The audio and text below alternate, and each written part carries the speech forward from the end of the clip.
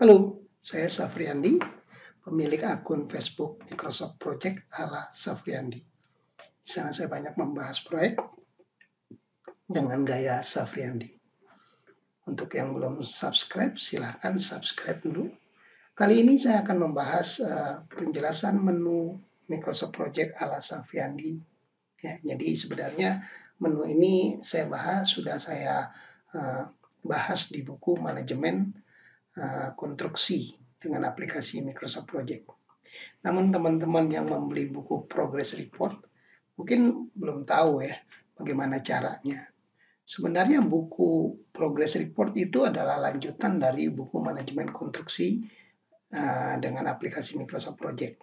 Jadi ujung-ujungnya akan ada blank, akan ada hal yang tidak nyambung pada saat membuka atau mempelajari buku Progress Report ini. Jadi sebaiknya beli buku Microsoft Manajemen Konstruksi dengan aplikasi Microsoft Project, kemudian dilanjuti dengan Progress Report, sehingga pemahaman di Progress Report tidak putus. Ya, jadi ada yang bertanya juga, Pak Safriandi, ada nggak file Progress Report? Jadi setiap buku itu saya kasih file latihannya.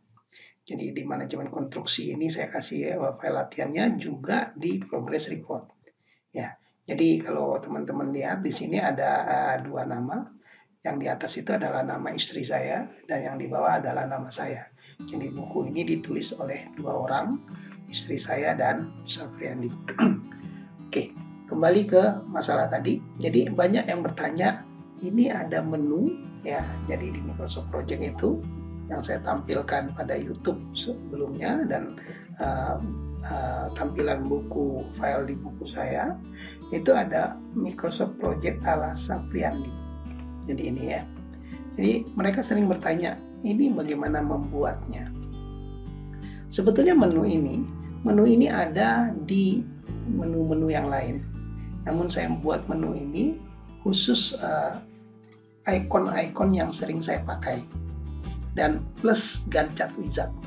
Ya, sebaiknya untuk lebih jelasnya saya akan masuk ke contoh langsung saja.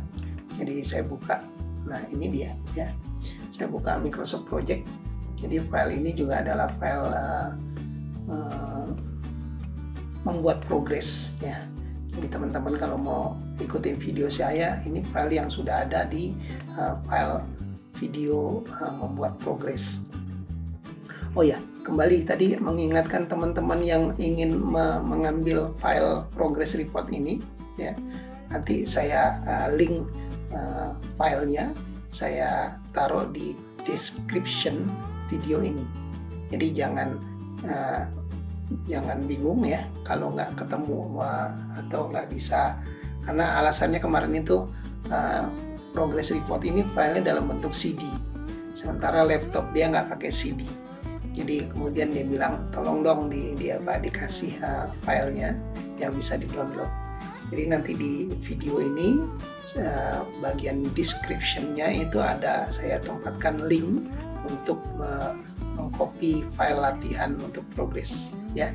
Oke, saya lanjut. Ini tadi menu cerita tadi, saya akan masuk ke Microsoft Project-nya. Jadi kalau teman-teman default-nya itu punyanya seperti ini, file, task, resource dan seterusnya ya. Nah, waktu teman-teman membuat schedule biasanya juga hasilnya seperti ini. Nah, ada yang membuatnya dalam bentuk format lalu buat critical task sehingga nanti keluar yang merahnya dan seterusnya ya. Nah, yang sering terjadi adalah kalau nanti kita ingin menyimpannya sebagai baseline. Nah, seperti tadi kita akan coba membuat menu tambahan. Caranya klik kanan di sini. Saya ulangin, klik di kanan di sini sehingga keluar nanti customize the ribbon. Ya, klik saja itu. Kita akan masuk ke sini. Atau kalau teman-teman bingung juga, ambil file, option, ya, ambil customize ribbon. Ya, di sini ada menunya ya. Sebetulnya saya sudah punya menunya ini ya. Ini nama istri saya. Kebetulan komputer ini adalah komputer istri saya. Jadi namanya adalah nama dia ya. Saya akan buat baru aja, new tab. Lalu pada new tab ini saya rename. Di sini saya buat MS Project ala Safriandi. Jadi Microsoft Project ala Safriandi ini sebenarnya adalah satu model Microsoft Project. Jadi kalau teman-teman ngikutin model saya, harusnya teman-teman menggunakan nama Microsoft Project ala Safriandi. Oke ya. Nah nantinya akan ada menu seperti ini. Ya kalau saya okekan saja ya, saya okekan saja. Nanti keluar di sini Microsoft Project ala Safriandi. Tapi kalau saya klik ini masih kosong. Ya, saya ulangin, klik kanan, ambil customize. Ya, jadi di sini. Jadi ini masih kosong. Nah, yang saya lakukan adalah saya menukar yang sebelah kanan kiri ini dengan all comment. Jadi saya tukar all comment. Lalu yang pertama saya cari adalah Gantt chart wizard. Jadi saya ambil Gantt chart wizard. Gantt chart wizard ini di menu-menu lain tidak ada. Lalu saya add. Nah, jadinya seperti ini. Ya. Nah, biasanya di sini juga saya membuat nama anak ya. Ya, saya buat nama anak. Nah, ini ada Gantt chart wizard. Kemudian kalau saya buat new group lagi ya. Ini juga anak yang kedua. Ya. Dan kalau biasanya saya membuat 4 karena memang anak saya 4 ya.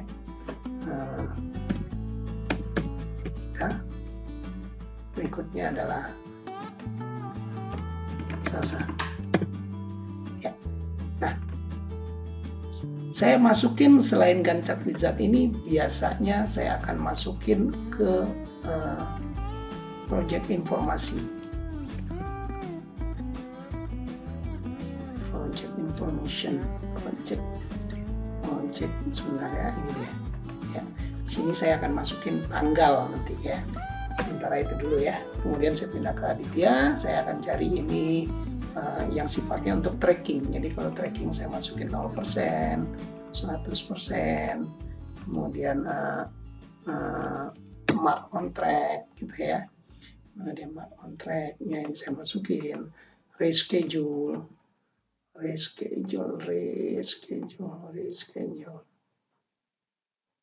Nah, reschedule ini ya kan.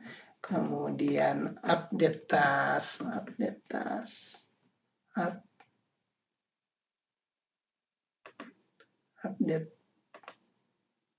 bukan ini nih. Nah, ya nih update task ya. Jadi ini saya masukin yang sifatnya untuk ini ya. Kemudian di sini saya masukin oke, yang di sini saya tambahin lah statistik, project statistik.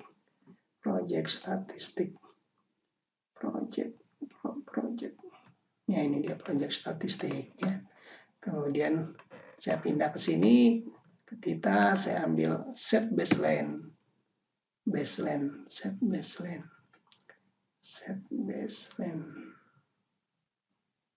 saya ambil ini yang atas saja lah ya. Kemudian apalagi ya, saya ambil set baseline. Ya sebetulnya tambah-tambahan aja ya. Teman-teman bisa ini ya. Kalau nggak nanti akan panjang kali ya. Misalnya saya ambil format table.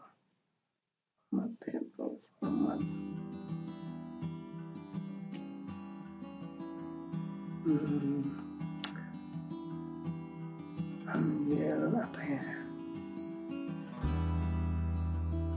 Ya, format table, mark on track sebentar ya, biar ada isinya lah, nanti kosong malah nggak ini. Atau Gantt chart aja lah, Gantt chart aja saya masukin ke sini. Ya, jadi kalau begitu saya oke kan ya, nanti kita akan bertambah nih. Ada satu satu grup, ini dia Gantt chart, project information, project ini. Ada satu grup lagi, ada satu grup. Jadi teman-teman bisa masukin di sini ya, marker ini. Nah, saya tambahin lah ya, biar ini scroll to task. scroll to task, scroll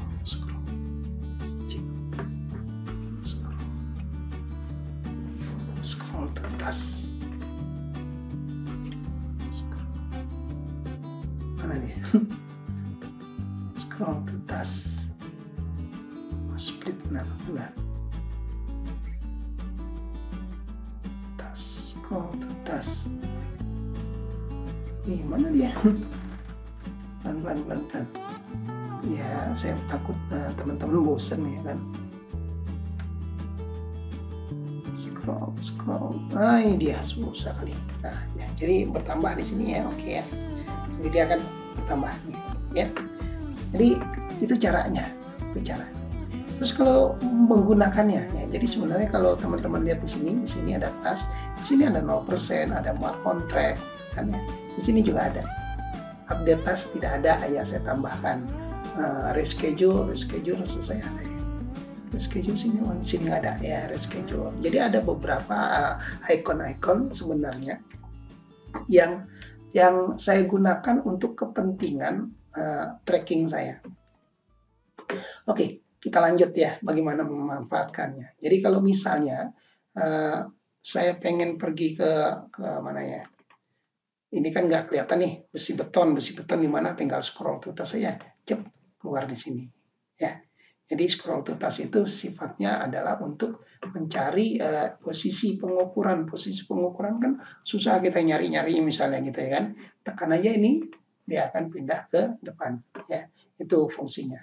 Kalau ke Gantt chart, kalau kita sudah pindah di mana-mana gitu ya, misalnya kita di task use, resource sheet gitu kan, klik aja Gantt chart, kita akan langsung pindah ke Gantt chart ya. Terus set baseline. Nah, ini yang membedakan schedule, saya nyebutnya planning dengan schedule. Jadi ada materi planning and scheduling ya. Jadi ini apa nih? Ini planning, belum scheduling ya.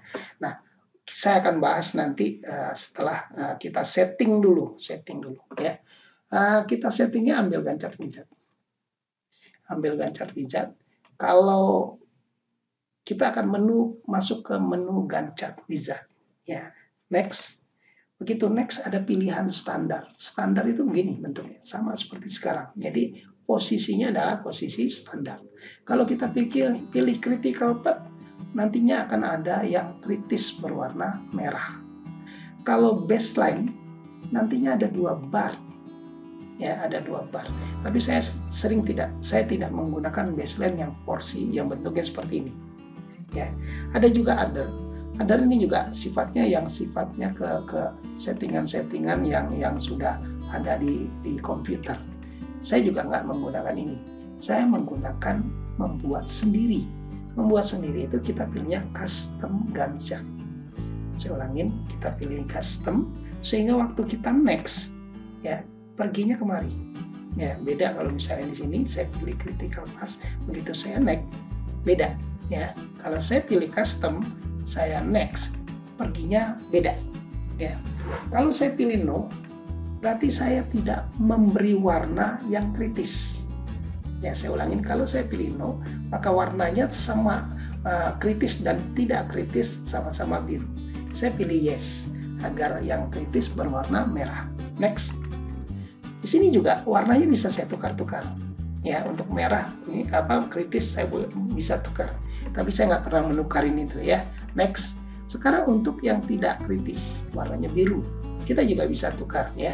Tapi saya nggak pernah menukarnya karena nggak terlalu penting lah, bahkan kalau kita tukar malah jadi bingung nantinya ya. Lalu di sini adalah summary-nya. Jadi kalau yang hitam-hitam ini adalah summary-nya. Summary juga bisa ditukar ya. Mau ditukar warna apa, mau ditukar bentuk apa, tapi saya nggak pernah tukar ya. Tujuannya supaya tidak membingungkan orang ya. Next. Banyak sih ada teman-teman yang genit untuk warna pink itu, itu nggak ada itu kan. Oke, kembali ke ini juga milestone ya. Milestone ini bisa ditukar ya. Tukar milestone itu saya udah bahas di beberapa video saya tentang milestone ya. Next. Nah, sekarang kita akan tentukan yang mana ya. Di sini kalau non bentuknya seperti ini. Kalau baseline bentuknya akan ada 2 bar. Yang satu abu-abu, yang bawahnya merah atau biru. Ya, jadi yang merah, yang abu-abu ini adalah set baseline-nya atau target awalnya. Ya, oke, kita pilih itu. Kalau total selak ini akan ada float-nya. Ya, di materi buku manajemen konstruksi itu kita bahas ini. Ya, kalau baseline and selak, nah dia dua-duanya ada. Ya, saya biasanya pilih baseline saja. Ya, biar nggak terlalu rame. Next. Berikutnya adalah dia menempatkan resource and date. Ya, kalau saya pilih resource and date bentuknya gini, nama dan tanggal. Kalau saya pilih resource saja berarti nama aja. Kalau pilih date berarti tanggal saja. Kalau non berarti kosong. Saya pilih custom di mana saya akan memasukkan versi kita. Ya, next. Sebelah kiri biasanya saya masukin persen komplit. Jadi udah berapa persen dia. Sebelah kanan biasanya saya masukin schedule finish. Jadi kapan selesainya. Ya, jadi saya masukin sebelah kiri persen komplit, sebelah kanan resource finish. Insight ini saya nggak pernah masukin. Ya, karena ini akan membuat schedule kita rame kali. Misalnya nih ya, saya masukin name. Lihatlah di sini ada tulisan-tulisan. Jadi rame jadinya nanti saya biasanya kosongin saja. Next. Ya, di sini summary sekarang. Summary juga biasanya saya persen ini, kemudian biasanya saya pilih yang cost. Saya pilih cost biar tahu nanti duitnya berapa sih nih. Ya. Next. Ini untuk milestone. Ya, milestone biasanya saya pilih schedule finish saja. Ya. Next. Nah, sekarang kalau saya pilih no, maka garis networknya hilang. Bukan hilang atau tidak ditampilkan, tapi schedule itu tetap berbentuk network, saling berhubungan. Jadi ini kan kelihatannya ada garis hubungnya ini kemari. Ya, jadi sebetulnya kalau kita pilih no, biar ini nggak kelihatan nih panah-panah ini. Tapi kita pilih yes saja supaya kita bisa tahu hubungan ketergantungan pekerjaan ini. Ya, next. Selesai format it. Ya, dia sedang proses sekarang ini. Ya, nggak bersabar ya. Sini sedang proses. Nah, oke, exit. Ya, sekarang schedule bar-nya seperti ini. Saya ulangin, bar-nya seperti ini. Nah, dia tipis. Padahal tadi kita milihnya adalah set baseline yang gambarnya kalau teman-teman lihat ada dua, ya kan? Nah, ini yang membedakan planning sama scheduling. Jadi sebetulnya ini planning. Planning itu adalah rencana, gitu ya. Planning itu adalah rencana. Jadi belum bisa dipakai untuk lapangan. Kenapa belum bisa dipakai untuk lapangan? Karena rencana ini harus dibekukan, dikunci, dipatok agar kita bisa bandingkan dengan aktual. Apa proses itu? Prosesnya namanya set baseline. Ya. Bentar ya, saya tukar ini view-nya dengan tabel cost dulu. Jadi kalau tabel cost sekarang ini, cancel. Kalau saya buat tabel cost, di sini ada baseline. Jadi ini baseline-nya adalah baseline cost. Dia bungkus isinya kosong. Isinya kosong, kenapa kosong? Karena ini belum di set baseline. Tapi kalau saya set baseline, ya kembali lagi ke sini ya. Kalau saya set baseline, coba perhatikan ini sama ini, ya dua ini, ya. Saya lakukan set baseline. Oke. Ya, yang terjadi ini berisi. Yang terjadi ini bar-nya menjadi ada dua. Ada dua. Seperti ini. Nah, jadi yang bar di atas ini adalah rencana, bar yang di bawah ini, yang merah dan biru itu adalah realisasinya. Saya contohin ya. Kita coba aja ya. Coba saja view table tracking ya. Coba teman-teman lihat di sini. Saya harusnya mulainya tanggal 1 berapa nih? Harusnya mulainya tanggal 1 bulan 6. Ya, 1 bulan 6 ya. Nah, ternyata saya mulainya bukan tanggal 1 bulan 6, tapi saya mulainya tanggal tanggal 2 bulan 6. Coba lihat, dia bergeser atau agak jauh lah dikit ya. 4. Ya, lihat. Oh, jauh kali. 3 lah. Lihat, ini bergeser. Jadi kelihatan bahwasanya ini dulu rencananya, sekarang jadinya begini. Lihat, ini sudah bergeser dan semua itu kelihatan ini. Harusnya selesai mulai di sini, jadi selesai di sini. Sehingga nanti kita bisa membandingkan. Harusnya selesainya di tanggal 9, tapi akan selesai di tanggal 11. Ya, untuk teman-teman yang pengen lebih detail tentang materi yang ini, ya, itu bisa ngikuti video saya sebelumnya dengan judul Progress Report. Saya nggak bahas ini ya, saya hanya membahas tentang bagaimana membuat menu Microsoft Project ala Safriandi. Ya, jadi demikian ya. Saya Safriandi bersama Papi bertekad membantu pengetahuan dengan tagline demi Indonesia. Jadi kita ini bergerak demi Indonesia, khususnya dunia konstruksi berkualitas secara manajemen, terutama schedule. Silakan subscribe, like, dan share video ini. Semoga teman-teman yang lain bisa juga mengikutinya. Demikian dulu, terima kasih.